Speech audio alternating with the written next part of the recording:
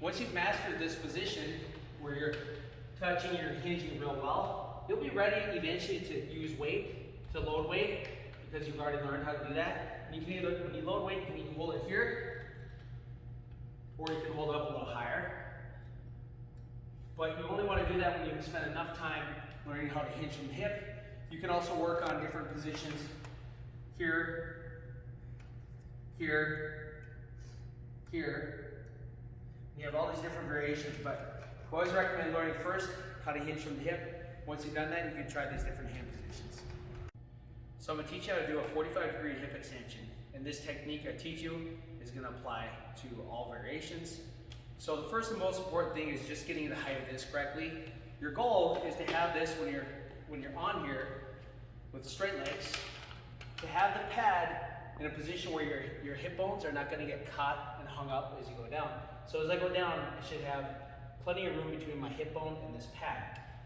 And you want to have enough pelvis support, but not so much to where those hip bones get stuck. That's number one. Some people, males especially, we're going to be a little more sensitive. Our groin is going to be a little more sensitive in this position. So sometimes you can take an Airex pad if you find that you're just uncomfortable in your groin area. You can put an Airex pad right here, and that will actually help with this. In fact, I'll get one right now just to show you. One. So I got my pad. So for some people that it's very, very uncomfortable. And the first thing, if it's uncomfortable in your groin area, you might want to adjust the pad up or down. But if that's not solving the trick, using an Airex pad here, that will usually fix it. And that fixes it perfectly. I don't need it though, I'll throw that out. So as far as the technique goes, we usually recommend that you throw a dumbbell or something down to touch. It could be a cone or whatever. And the reason we like that is this will force you, when you go down, instead of rounding your back, going down like this, a lot of people do it this way.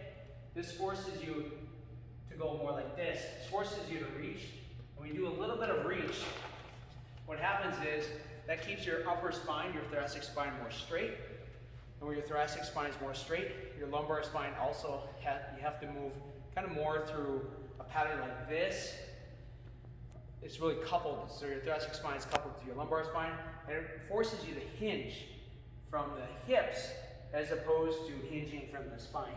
And the reason we want to avoid rounding your back on this exercise, when you round your back, you're more likely to either create a problem, a disc problem, or if you have a disc problem, it's going to feed it and make it worse. So we really recommend this technique, once again, where you're hinging from the hip. Now your hamstring becomes more involved, and you're training the low back muscles isometrically. And the farther you have to reach out, usually the more it forces you to kind of pivot. Your chin should be tucked, just more neutral in this position. And you should be pausing at the top. And another thing, you don't want to come all the way up, you're just trying to come up into a straight line.